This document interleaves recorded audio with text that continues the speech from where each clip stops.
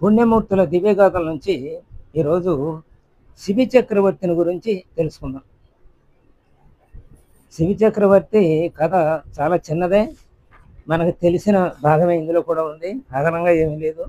అయినా ఒకసారి గుర్తు తెచ్చుకుందాం.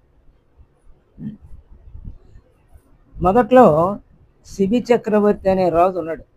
ఆయన ఎంత గొప్పవాడంటే సత్యానికి కట్టుబడి ఉండేవాడు, ధర్మ పరిపాలన చేస్తూ ఉండేవాడు, న్యాయాన్ని కూడా చక్కగా పాటిస్తూ ఉండేవాడు.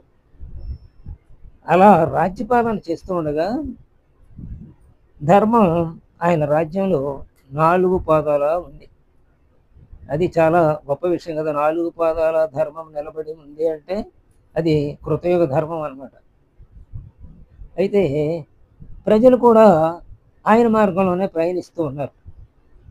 అందుచేత అది దేవలోకానికి వెళ్ళింది. ఇంతగా చక్కగా పరిపాలిస్తున్నాడు. అయితే దేవతలు ఆయన్ని పరీక్షించదలుచుకున్నారు. అందులో ఇంద్రుడేమో డేగ రూపం ధరించాడు, అగ్నిదేవుడేమో కపోత రూపం ధరించాడు.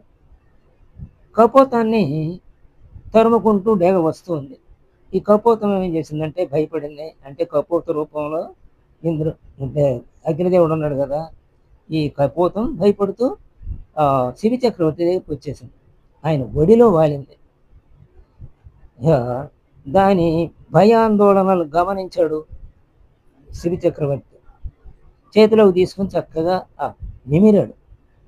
నీకు నేనుండగా ఏమీ భయం లేదు అని అభయం ఇచ్చినట్టుగా చక్కగా నిమిరి చెప్పాడు అన్నమాట. ఇంతలో డేగ వచ్చింది. ఈ కపోతాన్ని భక్షించడానికి గాను నేను దాన్ని తరుముకుంటూ వచ్చాను, కాబట్టి దాన్ని విడవండి అని కోరింది. శిబి చక్రవర్తి డేగను చూశాడు. ఆ డేగతో అన్నాడు, ఈ పావురం నన్ను శరణదొచ్చింది, కాబట్టి దీన్ని విడవటం ధర్మం కాదు. నేను సత్యధర్మ న్యాయ పరిపాలన చేస్తున్నాను కాబట్టి విడవటానికి వీలు లేదు అన్నాడు.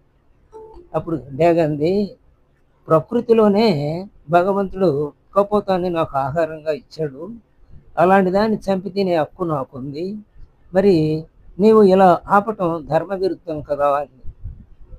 అప్పుడు కపోతానికి బదులు నన్ను శరణొచ్చింది కాబట్టి వేరే చాలా కపోతాలు ఉన్నాయి కదా, అందుకని వేరే దాన్ని దేన్నైనా సరే భుజించు అన్నాడు.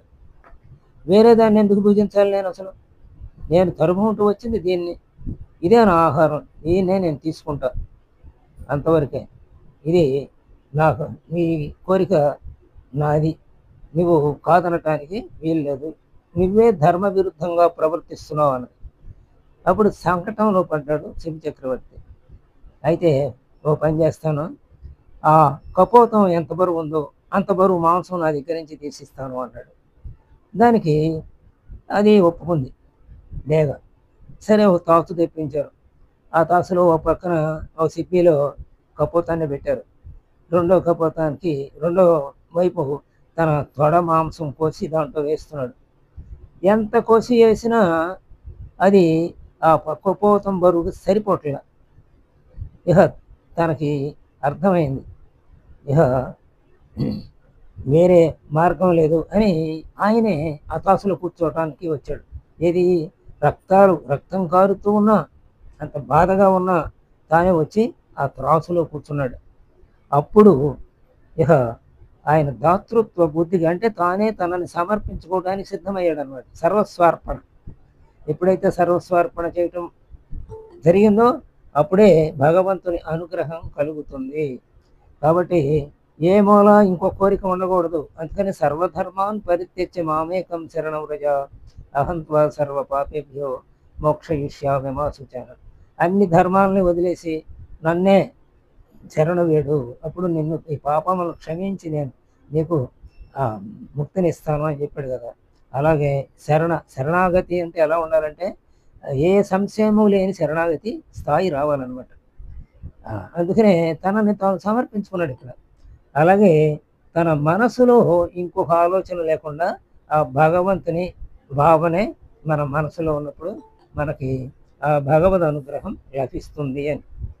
ఇక మరి పరీక్షించడానికి వచ్చిన వాళ్ళు ఇద్దరు కూడా దేవతలే కదా, ఇంద్రుడు ఒక ఆయన, అగ్ని ఒక ఆయన. వాళ్ళిద్దరూ ఈయన దాతృత్వ బుద్ధికి, సత్యధర్మ నిష్టకి సంతసించి నిజ రూపాలు చూపారు. ఆ శిబి చక్రవర్తి యొక్క గాయాలు మానిపోయారు. మరి దేవతలు కాబట్టి వాళ్ళు ఏదైనా చేయగలరుగా. అతనిని పలు విధాల దీవించి అదృశ్యమయ్యారన్నమాట. ఈ శిబి చక్రవర్తి మనకి కథ ఏం చెలుపుతుంది అంటే, మాట తప్పకు. ఉమ్, అవసరమైతే నీ ప్రాణాన్నైనా త్యాగం చేయటానికి సిద్ధంగా ఉందని శిబి చక్రవర్తి కథ మనకి సందేశాన్ని అందిస్తోంది. స్వస్తి.